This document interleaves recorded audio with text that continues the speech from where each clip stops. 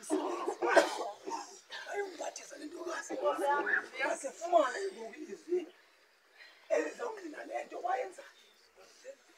yomumbhathizo inkonzo benathi emveni koko ndizawuthetha masilifumane ilizwi lethu phaa incwadi ezityhilelo sesithathu siqala ukufunda phaa kwibhesi yesihlanu chapter 3 verse 5 intloko ndaba yelizwi incwadi libandla lasesagesi verse 5 lowo woyisa uya kuthiwa uhambo ngeengubo ezimhlophe andisayi kulicima igama lakhe encwadini yobomi ndiya kulivuma igama lakhe emehlweni kabawo naphambi kwezinyo zakhe zasezulwini amen amen iqoke lenkosi walibenathi ankosi ngiyibona muze lentokazi ithe uhambo ngeengubo ende inkosi benathi le ngubo ingubo yoloyiso nkosi inkosi benathi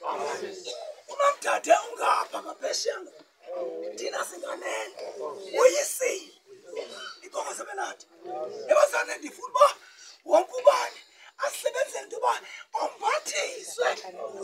inkosi benathi ebazane kumati into yoba awuhambe endleleni uhambe uyiweyile indlela oyihambayo inkosi benathi ebazane sisebenzele isuku sisebenzele into yoba masithi masokulala ecanga amandla kathixo ngoku uthe uhambo umahlo ngengubo ende inkosi benathi igama lakhe saselicinge emasulwini inkosi benathi